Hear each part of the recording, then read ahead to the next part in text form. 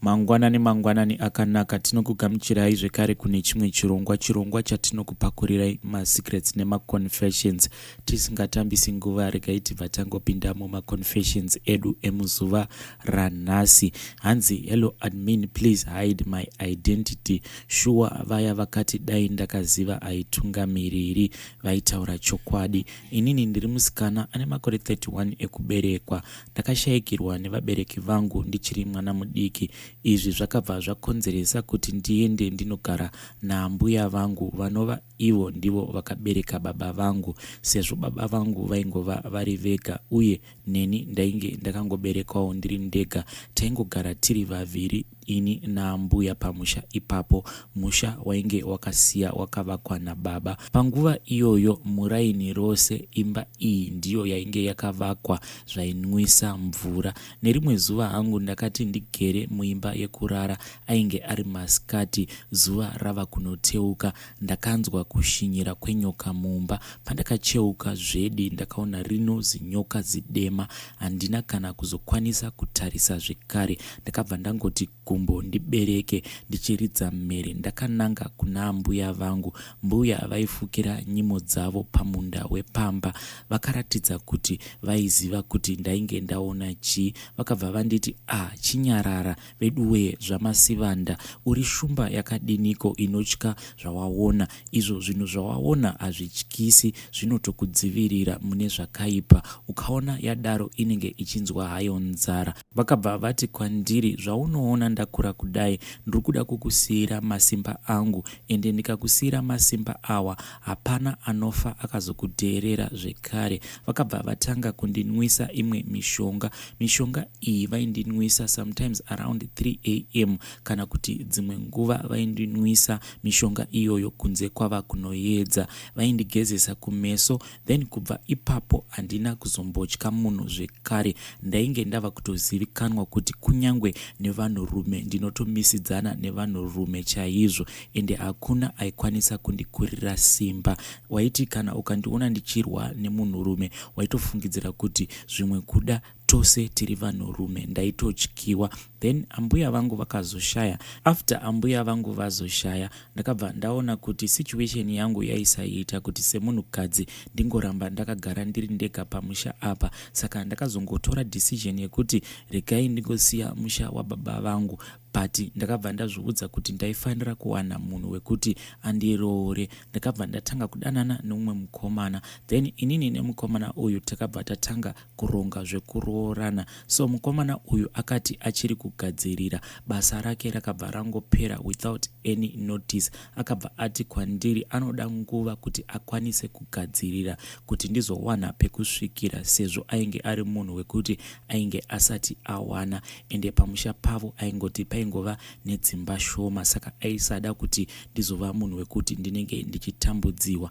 Akabva andiudza kuti anoda at least gore kuti akwanise kugadzirira pekuti ndizogara. So kwandiri ndakabva ndaona kuti gore it was too much. Ndakabva ndarambana naye, ndikabva ndatanga kudanana neumwe mukomana. So mukomana uyu paakandishanyira haana kurara because aiti ari kunzwa mabayo nepachipfuva. Kubva ipapo haana kana kuzomboda kutaura neni zvekare. Ndakazosvika pakubuda munzvimbo ndava kuona kuti mukomana uyu ainge ava kurwara zvisingaiti. Mukomana uyu aiti kana akatanga kurwara zveshuwa waimunzwira tsitsi. So ndakazosimuka hangu ndikauya kuno kuSouth Africa, ndikabva ndawana basa pamuIndia pandinoshanda as a stay in girl. Then ndakabva ndatanga kuenda kune imwe church yekumasowe, but ndakati ndichingosvika kumasowe kuya ndakabva ndangosvika nekubatwa nyaya yangu. Vakabva vati vaifanira kuzoita choto kuti vakwanise kubvisa nyoka iri pandiri.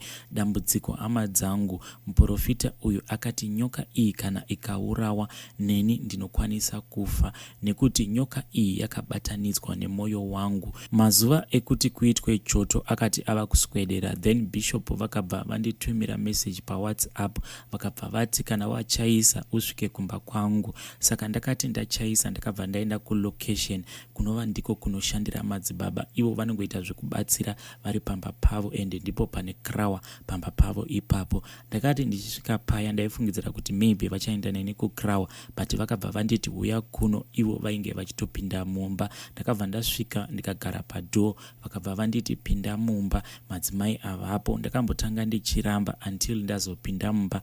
Ndapinda mumba muya, vakabva vatanga kundipa dzimwe tsanangudzo vachindiudza kuti hondo dzawakatarisana nadzo dzakawandisa. Vakabva vatanga kundipa tsanangudzo dzekuti inini ndinofanira kuita mudzimai wavo kuti ndikwanise kukunda hondo iyi. Saka vachitaura kudaro ndakabva ndangotsamwa ndikabuda mumba muya ndisina kana kumbovapindura. But ndakati ndava pagate ndakabva ndadhumana naamai Bishop. Hana yangu yakarova because ndaifungidzira kuti vachatanga kurwisana neni sezvo vainge vandiona ndichibuda mumba mavo, but ndakashamisika kuti vaitondifarira ende vaitoda kutaura neni kwechinguva chirefu, but ndakabva ndangova avoida ndikabva ndangodzokera kwandinoshanda. Ndichisvika kuya kwandinoshanda, Bishop vakabva vatanga kundisendera mamessages vachiti kupona kana kusapona it is your choice.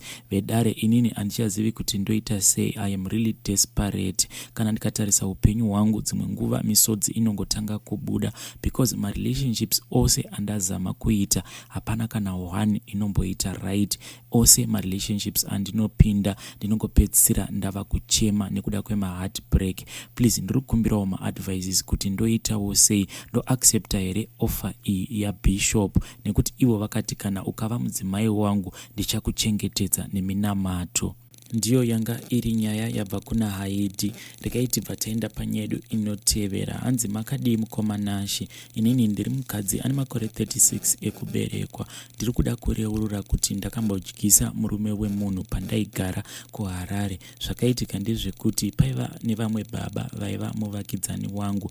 Baba ava vaishanda zvakanaka. Inini ndaingoitawo basa rekutengesawo mutakishop. So baba ava vakazosvikawo pakundikanda shoko mushure mekunge ndatanga kuvaitira maactions. Saka pavakangondikanda shoko inini ndakabva ndakurumidza ndati hongu ivo vasati vachinja mafungiro. Mudzimai wavo aigara kumusha nguva zhinji, saka ndaitozviita amai vemba kana mukadzi wavo asipo. Baba ava ndainge ndava kutovabikira, kuvawachira zvese nekuvaainira, asi ndaiita semunhu ari kuita mapeace jobs ndichiitira baba ava kuitira kuti vanhu vasazotaurisa. Ndakabva ndaudza imwe shamwari yangu yandaiwirirana nayo panguva iyoyo. Shamwari yangu iyi aitova munhu wekuti she was so fast and aitova mudhila chaiye. Akabva aenda neni kune vamwe mbuya ava vaita basa rekugadzirisa misha inenge ichinetsa. Saka takati tasvika kuya inini handina kana kumbopiwa mukana wekuti ndikwanise kutaura. Shamwari yangu ndiye aingova busy achitaurana nambuya vake ivavo. Shamwari yangu yakabva yati uyu ane boyfriend yake, but boyfriend yake ine mukadzi, saka iye ari kuda kuti murume uyu arambane nemukadzi wake. Then vaya vakabva vati ndinokwanisa kuzviita, but zvandinoda ndinoda kuti uye pano nebvudzi remurume iyeye rinobva panzvimbo yakavanzika,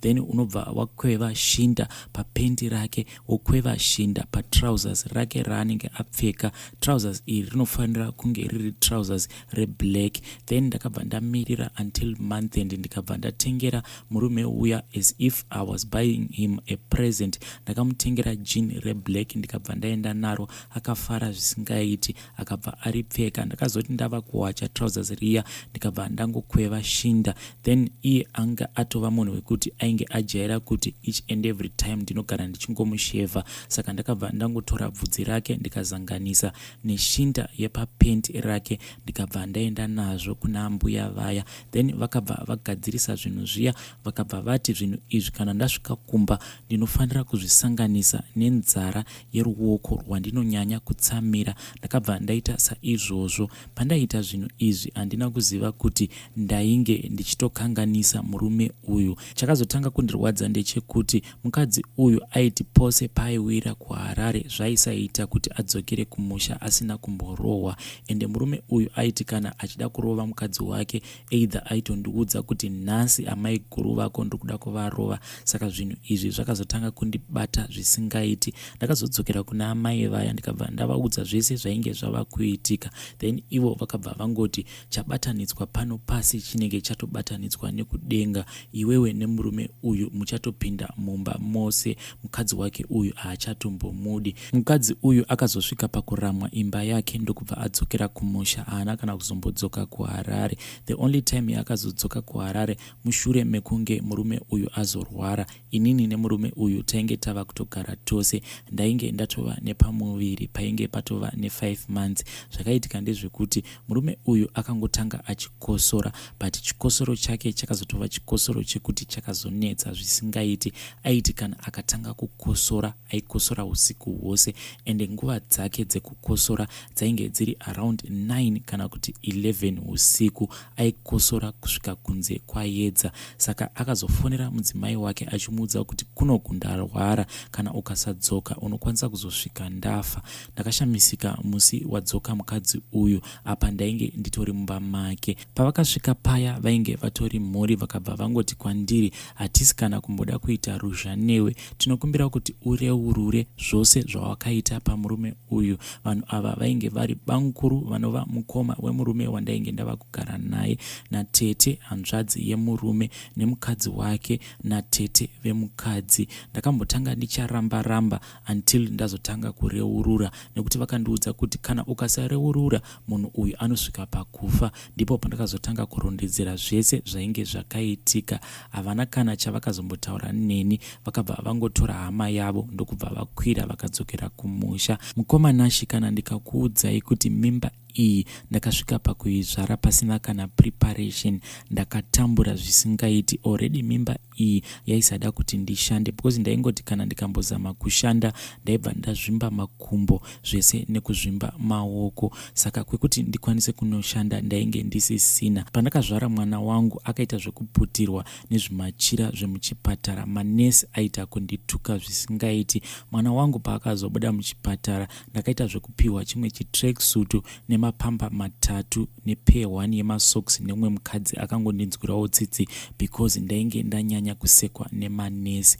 Kusvika muzuva ranhasi mukoma Nashi handitombozivi kuti mwana wangu ndichasvika naye sei kuti ndikwanise kumurakidza kumusha kwababa vake, because hama dzababa vacho kunyange ndikambozama kuvatsvaka paFacebook hakuna kana one anomboda kutaura neni. Munhu ndikangomuudza kuti ndini ningi anobva atondibloka. Hakuna kana anomboda kunzwa nezvangu. Mukoma Nashi, zvaizvezvi kana ndikangonzwa zvichinzi apa pari kupiwa mupfuwira, kunyange zvikanzi mupfuwira wacho ndewemahara, inini handimbofa ndakagamuchira mupfuwira nekuda kwezvinhu zvandakasangana nazvo. Kana mukazoposta confession yangu ndinokumbirawo kuti muzondinotifya ndikwanise kuzoteverera mucomment section. Vadiwa vateereri, iyi ndiyo yanga iri confession yakabva kuna Haidi, akatumira as a WhatsApp voice note, akabva akumbira iye kuti nditaipe zvose zvaakataura paWhatsApp voice note. Regai tibva taenda paconfession yedu inotevera. Nyanga yakamira so mukoma Nashi. Ini ndiri mukadzi ane 31 years. Ndakawanikwa nemurume wangu. Ndawanikwa kudaro takatora nati kana kugara kunyika yakatorwa kwatiri kunoku. Tikaita mwana wedu wekutanga muna 2010. Mwana iye ndikamuzvara. Mwana asati atombosvitsa gore, murume bva adanana nemusikana ndachigara naye pasemu yadhi. Musikana ndaitomutora semunina wangu, vadanana naye. So ndikazvibata ndikamubvunza, ndairohwa madhezi iwayo. Ndairohwa chinhu chidiki ndairohwa, ndine nhumbi iyoyo ndakatomborohwa futi.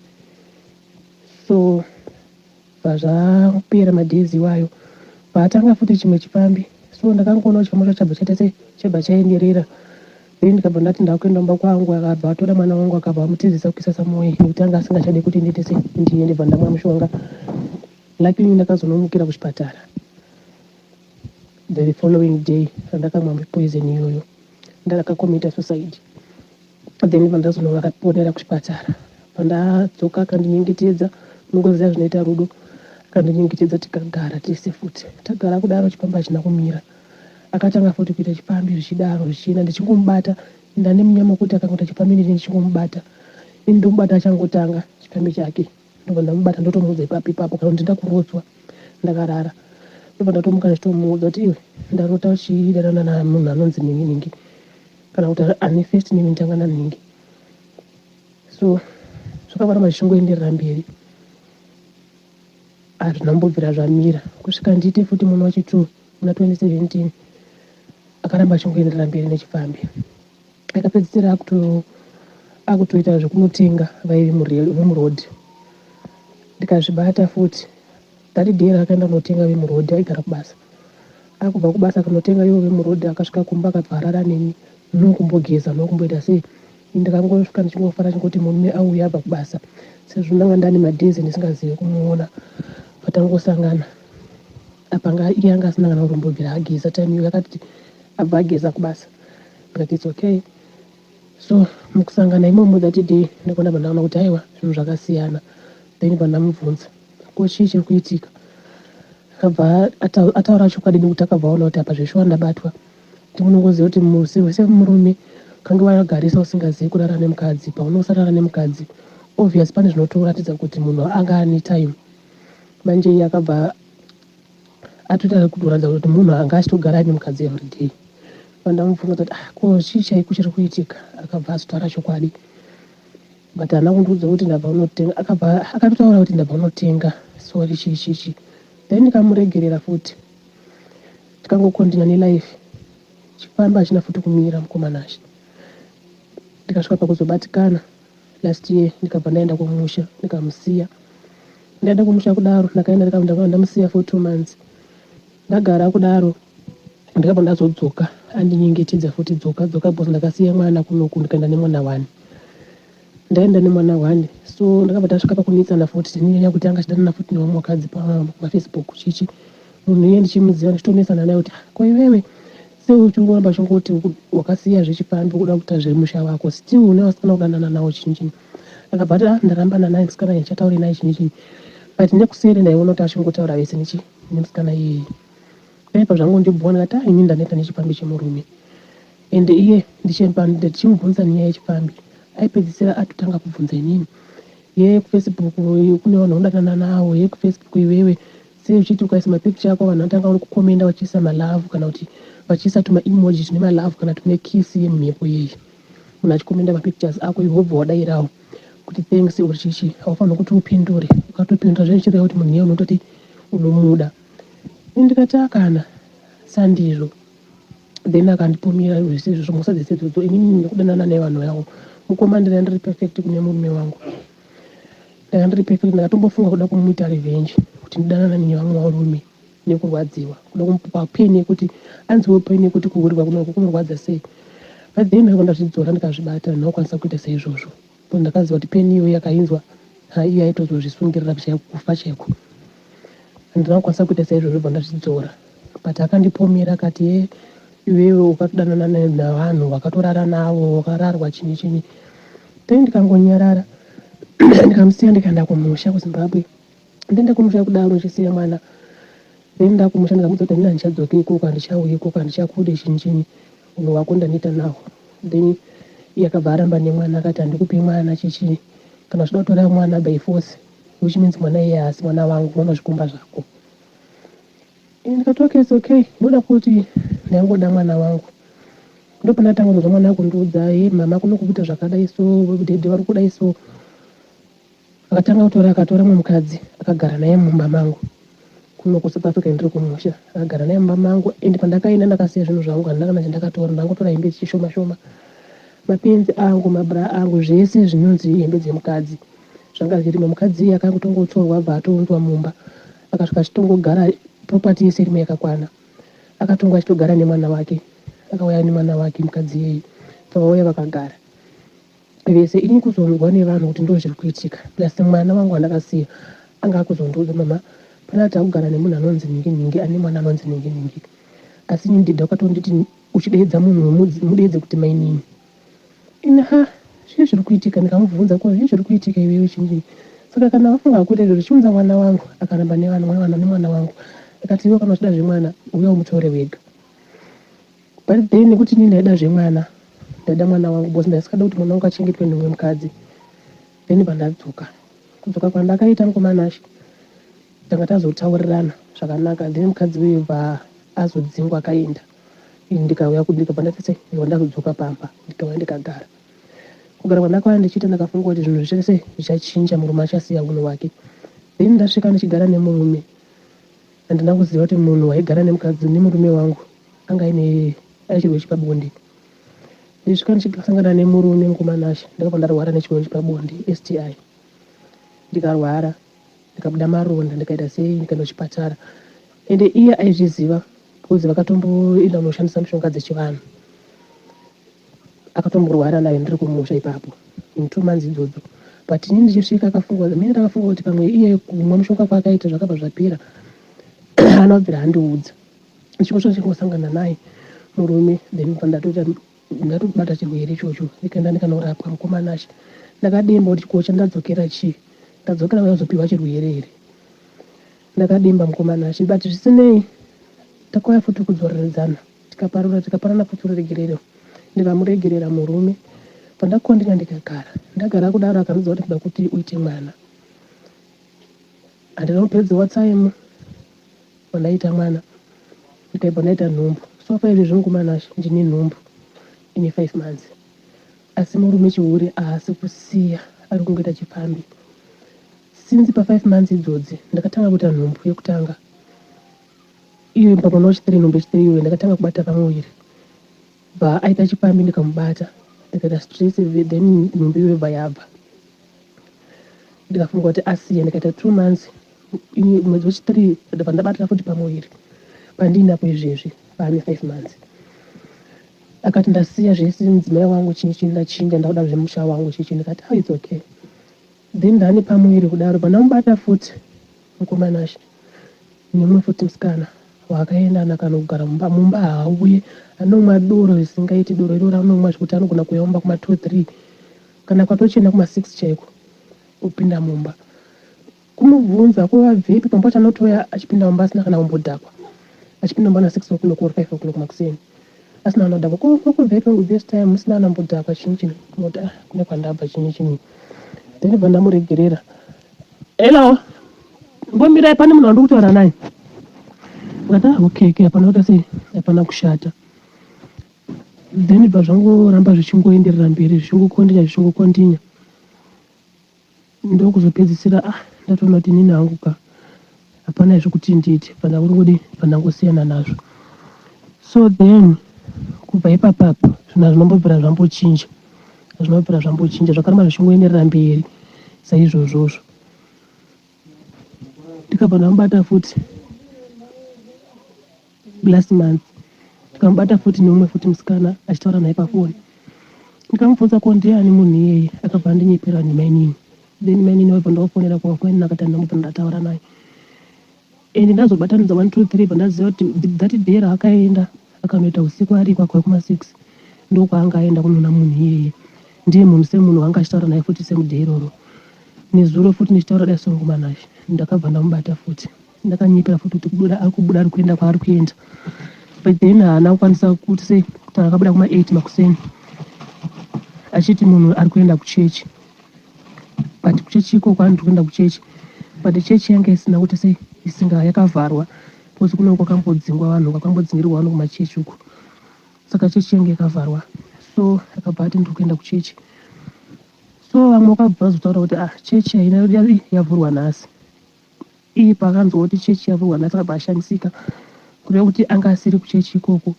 Ndikabvunza kuti ko manga muri kuchechi here mimi kana kuti? Vakati ndanga ndiri kuchechi, ndaenda mumba kwako kunoshandira. Okay, it's okay. But then ndichibatanidza 1 2 3 mukomanashi, unyatso kuona kuti endi pafesi pemunhu anenge achinyepa unotopaona wega kuti munhu ari uri kunyepera. Zvakabva zvangondibata futi nezuro iwoyo. Then ndikabva ndasimuka futi, BP ikabva yasimuka mukomanashi.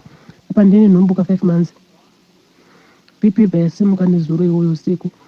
Nhasi bva ndaenda futi kuchipatara, ndakutorwara zvikanzi BP yakakwira, ndarapwa futi nhasi. Saka mukomanashi ndaneta, handisi kuziva kuti ndingaitewo sei pakadai. So ndaneta kushingirira, ndamboshingirira kwandabva ndichishingirira kwave kure. Ndoitawo sei nemurume uyu? Ini ndafunga zvangu kuti ndimirire ndizvare mwana wangu iyeye wandinaye pa5 months idzodzi. Ndikazvara mwana iyeye, ndobva ndamutora vana vangu, ndobva ndaenda zvangu, ndomusiya murume anyatso kuita furi zvaanoda, nekuti inini ndiri kuona kunge asingakwanisi kudzikama kana inini. anoti ndadzika 2 days but haapedzika na mwedzi uri 2 months haapedzi unomubata nomwe futi mukadzi different vakadzi ndo vanomubata nawo mukomanashi saka ndozive kuti ndoitawo sei pakadai so mukomanashi ndoitawo sei saka confession yangu iripo yandinayo pandeyekuti ndikufunga kuti ndazvara mwana ndobva ndamusiya apa ndombomuignore achita zvese zvaari kundiita ndomuignore asi ndazvara mwana wangu ndobva ndatora vana vangu vese ndobva ndamusiya zvangu ndoenda ende rubatsiro rwandiri kuda futi ndirikuti ndingaitawo sei nemunhu akadai so ndingaitawo sei mukomanashi nekuti ndaneta ndombofunga kumbomwa poison ndizviurayi ndambofunga kubvisa nhumbu last month ine 4 months ndambofunga kuibvisa but then ndakabva ndazongonoti mwana chipo chinobva kuna Mwari ndafunga kuti mwana iye ndikamuzvara ndigona sazokwanisa kumusapota zvakanaka nekuda kwokuti handifungi kuti baba ava vanogona kusapota mwana iye zvakanaka nechifambo chavari kuita nekuti ivo vacho vana varipa totambura tinoshanda everyday tese mukoma but mari yacho kavana vari kutambura tozvitotamburira kuti vana tivachengete mari chaisotokwana kusaziva kuti mari chinenge chipererepi inenge ichienda kumagirlfriend saka zvino zvinondirwadza ngomanyasha kutaurira so ndimisodzi kumatama ndokurwadziwa kuti ndoita sei nditori neBP kutaurira so ndatobva kuchipatara nhasi chaiye BP yakakwira ava munhu akangonyarara iye akangonyarara akangoti zii hapana kana explanation but unyatsoona kuti munhu akukunyibira akaenda kanoswera kana magirlfriend yake nezuro akanyiba kuti kune kwaangaenda ndiudzewo ndoitawo sei mukomanashi pakadai ndoitawo sei ndiyo yanga iri nyaya yabva kuna vahanzvadzi vedu ava. I'm hoping kuti tichakwanisa kutaura navo as a couple tione kuti zvinoita here kuti vakwanise kuumbiridza relationship yavo patsva. Rekaiti patenda panyaya yedu inotevera. The following story also we received it as a WhatsApp voice note yakasangana nechenjedzo mukati. Mukomanashi ndisei zvenyu. Inini yangu i-confession yandakasangana nayo musi weSaturday around kuma 6 ndiri mutown. Ndakabuda kumba ndichienda kuweekend. Ndakabuda kumba ndichienda kubasa ndichienda kuoff ndichienda kumba. Then ndasvika mutown. Office ndakatanga ndaenda kunonzi kuno first class na Greenwood nandanoona like my friend Gogo. Ndakudzoka ndava ndatarika ndakupinda nemutown ndichidaenda kunokwira makomo ndichidaenda mabvuku. Sandri ndakaburukira kuMarket Square ndakufamba ndobva ndiri muna Robert ndasvika paside pamarobots sepana Cameroon ndobva ndaona mumwe mukadzi.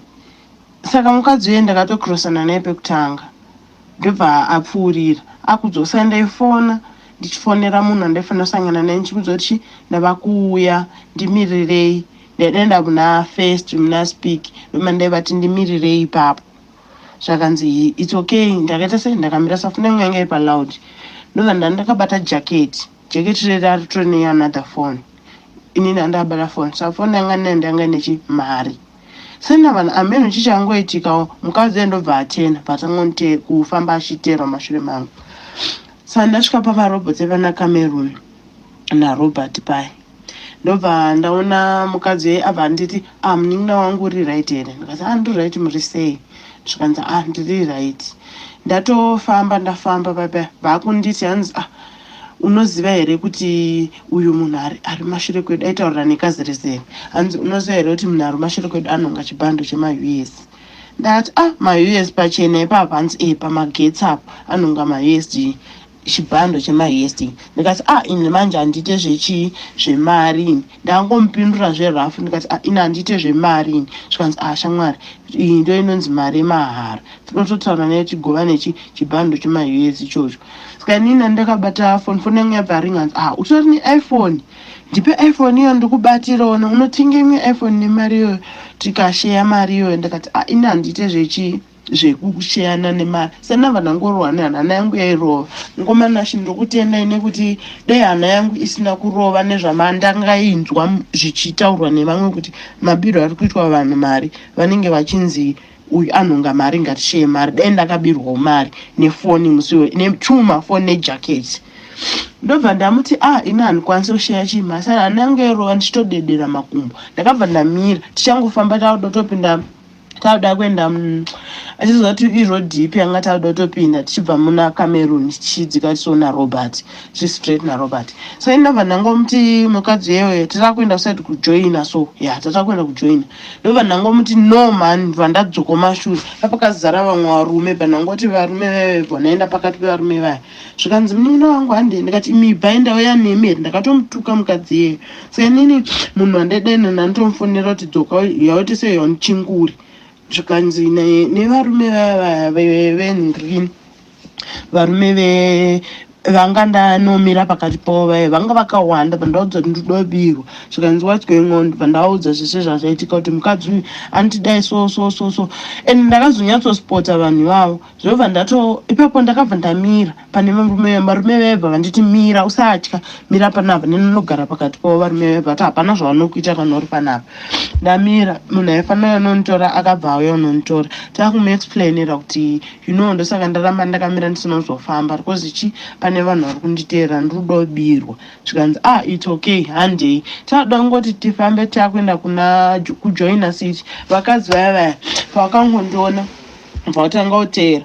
Saka ndatozoona kuti ndatofamba vanhu vakukwenyana vachitarisana kuti ona munhu uya vabva vatanzi mwana uyu akangwarisa, bona munhu atova nevakomana avo vaakufamba navo, munhu anenge anoziva dhiri ratoitawo. Saka ndobva ndati ndatotosheedzera mapurisa kuti mbavha. Saka munhu wanga nebva ndiriti no usadaro unogona kuzopinda pamahani iwewe, siyana nazvo iwewe kana usinongobirwa handei.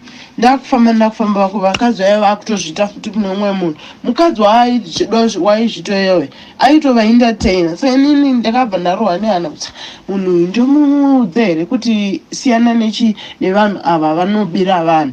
Ndobva ndangotanga kufamba ndichifamba achitozviitira vamwe. Saka uyu mukadzi enda handaenda padhuze naye kuti ndimuratidze kuti zvauri kuita zvakadini zvakashata, abva azongomupa koshoda mukadzi wezvekumusiya mukadzi wavakuita kudaro.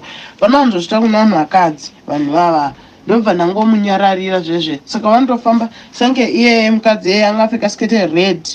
Ndamboda mutora mapictures but ndazoona kuti no, this is not allowed kuti ndimutore mapictures nezvaaiita. One wacho angari mupfupi, umwe wacho the one ainzi anonga mari anga ari murefu, ozera dzimwe giant rari kumashure kwangu, so angane zvimarasta. So zvita umwe vanga vari 4 ofuti vanga vari 4 vanhu vanenge vachitokodhana vachizivana. Ainzi anonga mari wacho anga atorwa serious yekuti handisi kuda kubvunzwa, but pakatanga kutaura zvekuti manhonga mari kaimi vakutonditi hanzi ngatisheye mari. Ndapandakabva ndati aiwa no, asi mukomana ndinongoda kutenda nenyaya yekuti dai pasina chirongwa chandinoteerera chenyu kutaura kuno kudai ndisisina mafoni angu 2 ende mafoni angu anotodhura, maiphone dai ndisisina. Ndakabirwa mafoni angu ese, ndabirwa mafoni angu ese plus nane mari anga ndatobva unopirwa, ndakabirwa futi mari. Nongoda kutenda nekuti vanhu futi mutauni nekudzidziswawo vanhu musaentertaine vanhu. Wakanzwa munhu achitaura newe especially vakadzi tiri mbavha mazuva ano, wakanzwa munhu achingoda kukuentertaina mutunyaya tusina nebasa, just leave him kana leave her, because the way yaunoentertaina munhu ndo the way yatiri kubirwa nayo. Because dai ndakaramba ndichifamba nevanhu ndaipedzisira ndajairana navo, ndotogona kutonditaka nditi ndipei munun'una wangu ndipei ndikubatire jacket upinde mutoilet unotora foni, unoti bate mafoni ako upinde unoverenga mari. Ndaitobirwa zvinhu zvangu ipapo, asi ndongoda kutenda nekuti ndakakwanisa kuramba. And then ndodawo kutenda naMwari akanipa mwoyo wekurohwa nehana. Hana yangu yakarova zvekuti ndakazoti there is something wrong pandiri panapa, asi ndongoda kutenda mukomanashi kuti ndakakwanisa kubatsirika. Handina hangu kubirwa, it's just ndakapanika because ndichiri mwana mudiki, but zvakandipa chivindi chekuenda kunomira paakazara varume kuti ndibatsirwe kuti ndiri kuda kubirwa. Ungoti naiwayo mukomanashi kana makachinja voice kana makasachinja it's fine, but dakuyambira vanhu vachapinda mutown especially uchienda kujoina muna Cameroon maneta nembavha imomo dzechikadzi dziri kubira vanhu vachinyepa kuti yatisheya nemari. ndiyo yanga iri meseji yakatumirwa nahaidhi vedare. Ndinoda kungokumbira ruregerero nenhau yekuti mavoice notes awa anga akati rebei, but munhu akauya nenyaya yake, sometimes you need to let them speak out zvese zvinenge zviri mumwoyo mavo, nekuti ukangomuti iti ga nyaya yakuti kwanise kuinzwa unenge wava kutokuvadza munhu, nekuti panapa tinotarisira kuti kana munhu akauya nenyaya yake akwanise kutotanga that process of healing. Paya munhu paanenge achitaura anenge achitopora, nekuti sometimes vana haiti ava vanenge vasitori namunhu wekuti vakwanise kushare navo nyaya dzavo. Saka I hope kuti ipapo muchandiregererawo. Tosangana zvekare mune zvimwe zvirongwa zvinotevera.